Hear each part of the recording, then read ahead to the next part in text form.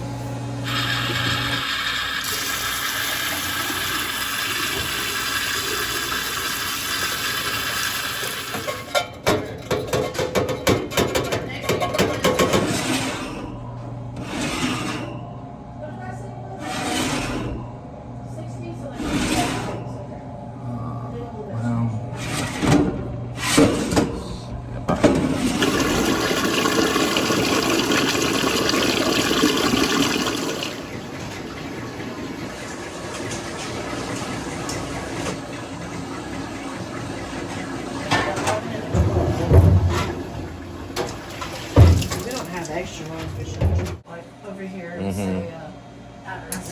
Lisa's 18.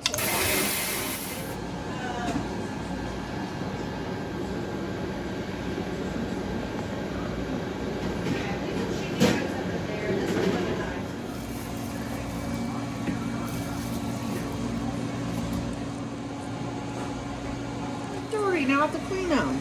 Works.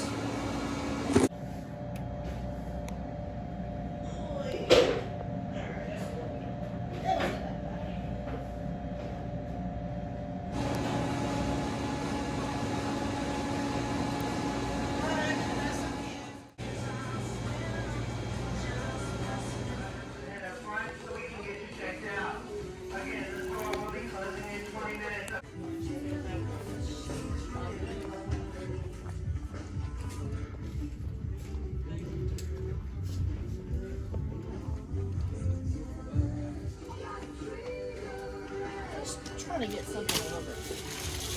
You know what I do with my mind.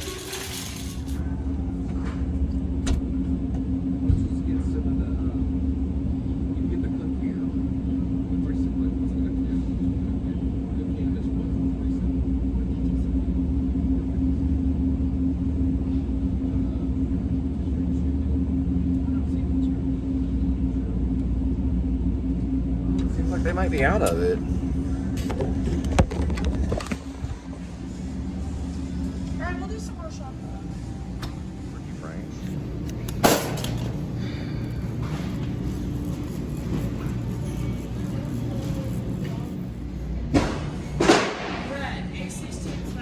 This is usually almost as good as the other stuff. This is just honey wheat, but the multigrain is the really good stuff. About the same price.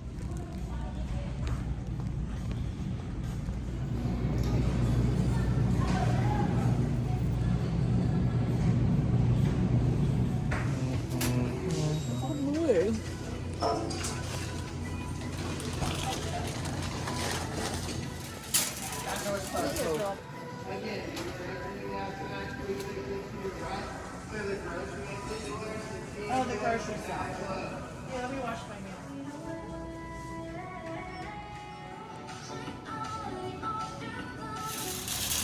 Yeah, good.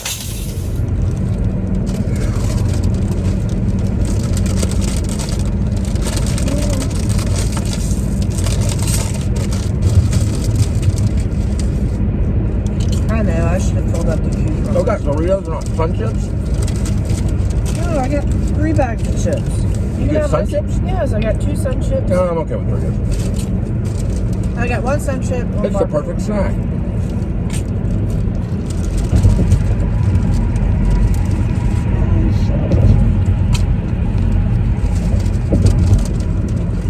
I'll give you a bite in a minute.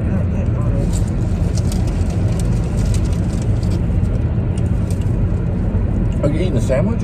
No, I'm hungry. I haven't eaten all that. I'll have a bite in a minute. I only had a few things. I think I had... I don't know if this is yours or mine. I had a big freaking burrito at Bueno. I'm trying to think what else I had. Do you remember? No, it's not what? Oh, because we got slept in. Oh, yeah. I must have had... I think I made that last night, though. What? It was like a Yes black bean soup. Yeah, that's what's wrong. No, I had two I added mushrooms. Yes, and red peppers. And peppers. Well, bell peppers. And onion. And some Taco Bell sauce. And some Chick-fil-A sauce. Chick-fil-A salsa. And Chick-fil-A. It's like honey mustard. Yeah, I know. It's the roasted. It was like a fire roasted medley of black bean. Kind of turned it into like a chip thing. Some chips on it. Put a chip on it. You know, like in Portlandia, put a bird on it. Put a chip on it.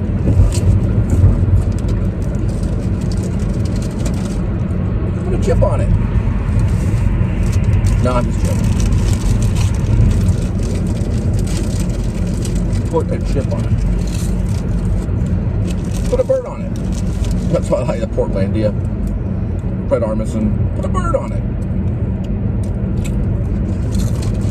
Put a bird on it. Well, I saw a really good Sean Penn movie called... It was called This Must Be the Place, which is also a Talking Heads song by a real fancy foreign director named Paul Sorrento or something like that. He did The Greatest Art or something like that. He won Best Picture for foreign film one year. And he worked with Sean Penn on a narrative. I think the other one was a narrative too. The Greatest Art, I think, was the original one that he won the Oscar for. And This Must Be the Place is the one about a character named John Smith. There's a character named Shaheen. Looks a lot like Robert Smith from The Cure. There's a really bold acting choices, very shoegaze performance. What is the biopsy did you say? I don't know, I gotta check.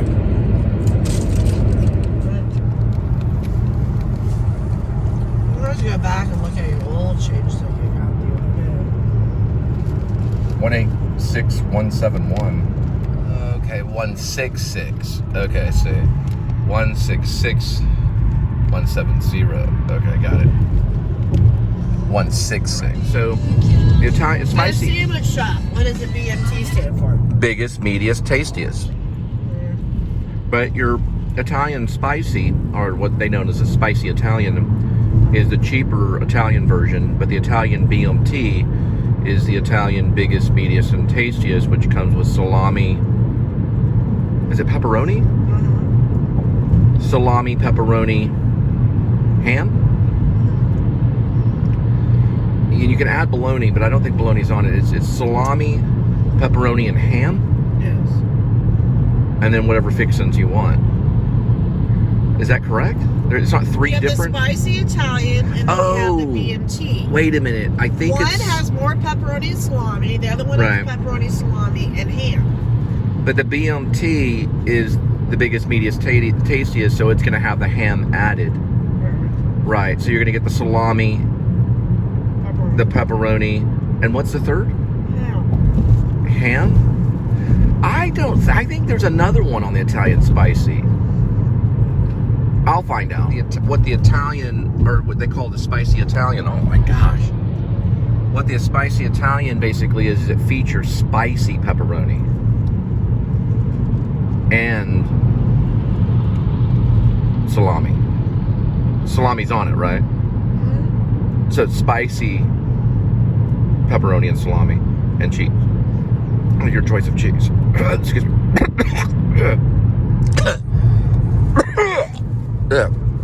Your choice of cheese.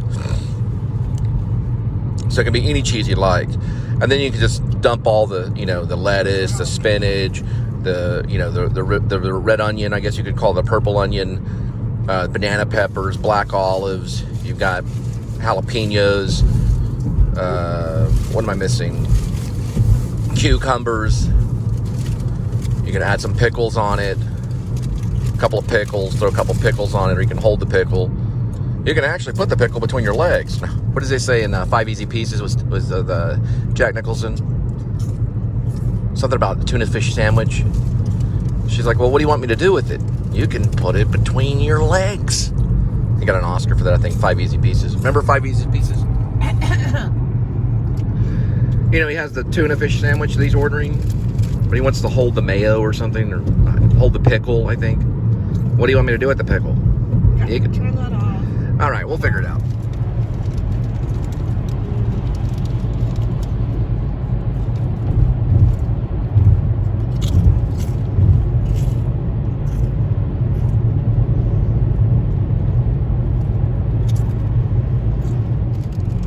One piece of ham and like 2 pickles.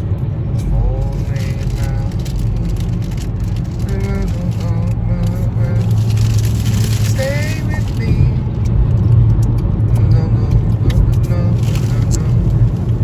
Stay with me.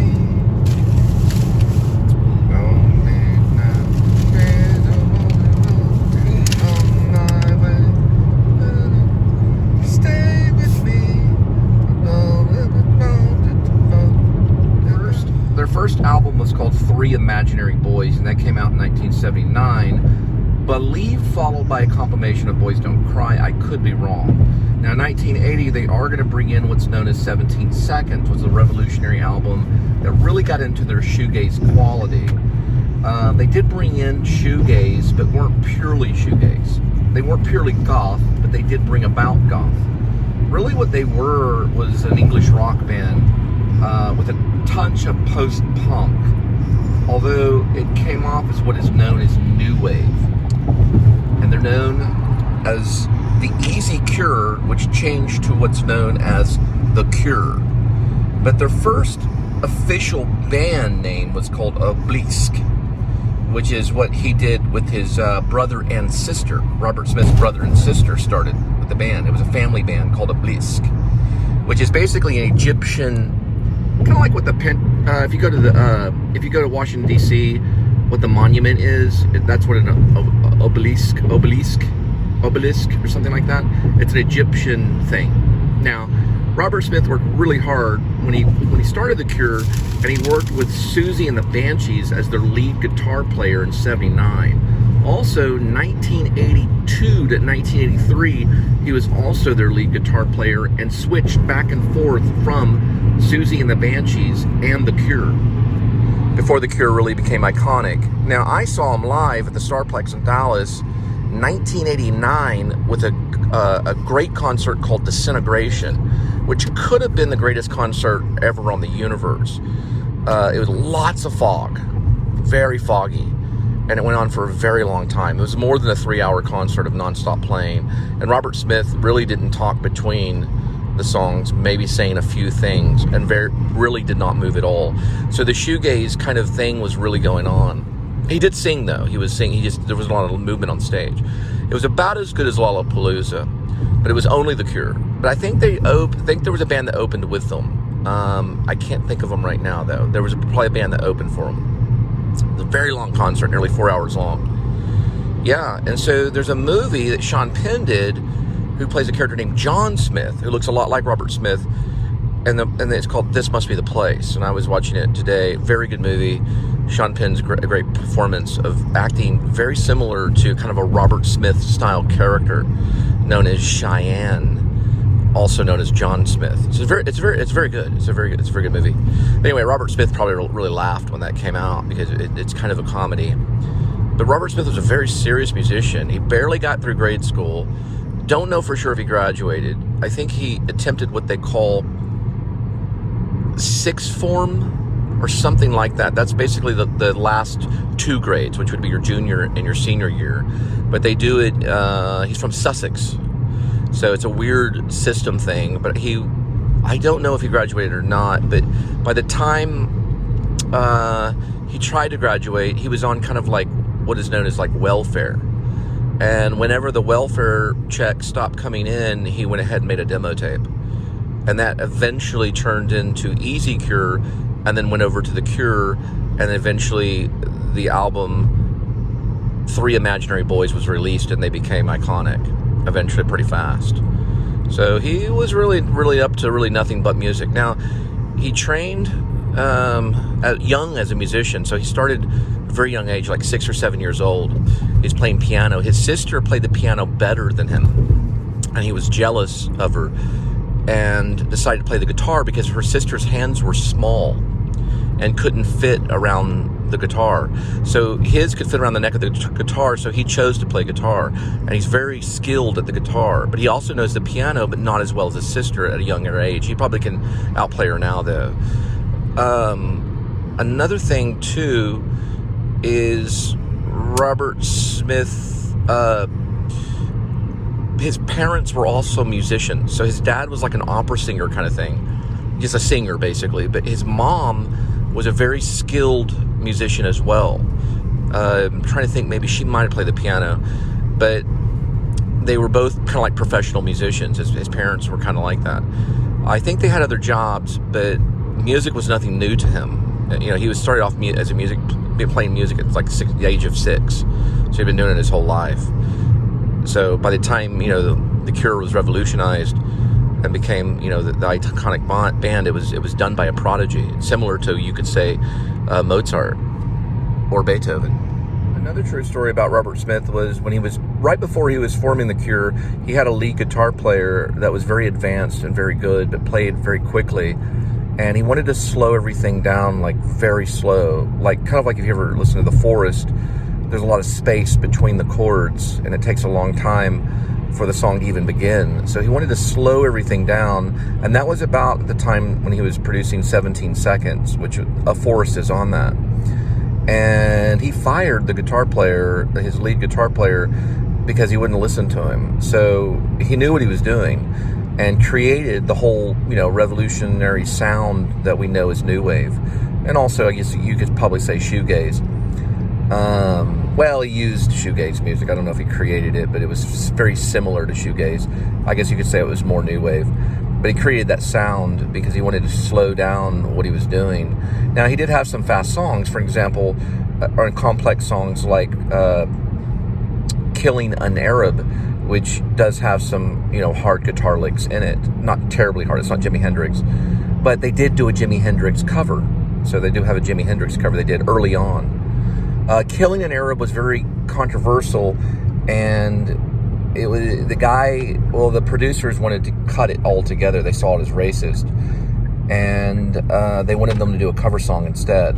But Robert Smith insisted, and Killing an Arab was released, I believe, on Boys Don't Cry, which is a compilation album. And then also, I think maybe Standing on the Beach. It might be on that one too. I could be wrong, but it probably is, which is about Albert Camus, The Stranger, Killing an Arab.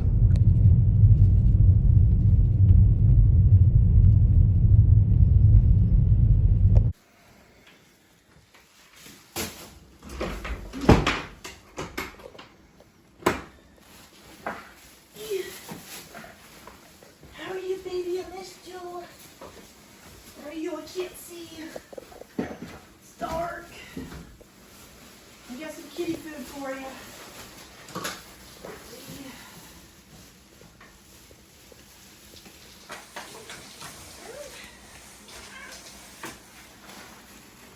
Okay. Alright. Playing in these cabinets, that's for sure.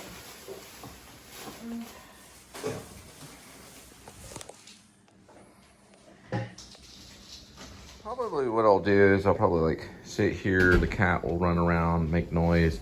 She'll either cook or have a cigarette or something on the balcony. And I'll watch like reviews about the well, maybe watch the news, maybe a movie. And this is like a spicy Italian, some Lay's chips and some tea in my new container. Got this one on discount. It's a little container that opens and closes right here. Little thing like that.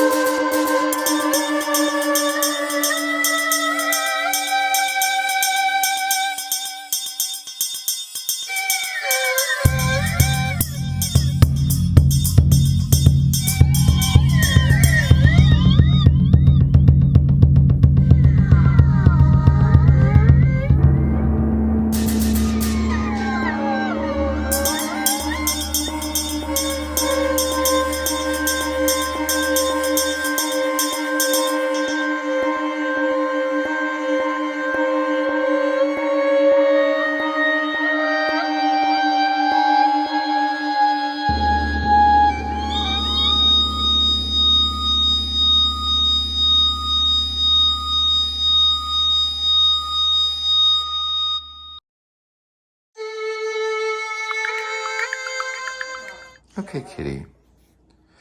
Today we're going to be dealing with tastefuls. So it's a good one, but we're going to give it to you a little bit later because Linda told me that she gave you food earlier. You've been sitting by your bowl all day. Okay, don't get upset. All right, I was walking right through here. I heard something right there. I opened this up, and lo and behold, there's Kitty. And I'm just gonna leave him in there, really. I don't know how he got in there.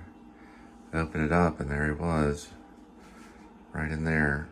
So, we'll have to see, I guess we'll just leave it. All right, Kitty, that's fine. You sure you're okay? You sure? Well, okay.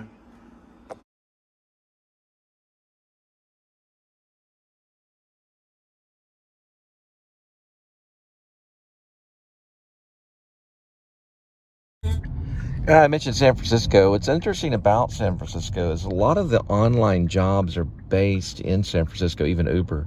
Uber started off in San Francisco, and they used Facebook to advertise. Facebook allowed them to do that. Facebook didn't have to, but Facebook is, they were San Francisco. So anyway, regardless, that's how they got started. And another thing, too, is they have a Michelin restaurants in San Francisco. They're going to come out with one in Dallas. Chicago has them. San Francisco, New York has a few. Hong Kong has some, but France, Paris has some. I think England has one or two. But Michelin means that the restaurant passed certain, I guess, critical analysis to be a Michelin restaurant. It's very hard to do. It's just like Michelin tires. So those restaurants are located in San Francisco, Chicago, New York. I don't even know if there's that many in America, really. This guy's cruising in the 1980s right here. Looks like a car. I'm very familiar with that car, though. It looks very familiar. Can't see the back of it, though. It's a pretty cool-looking car.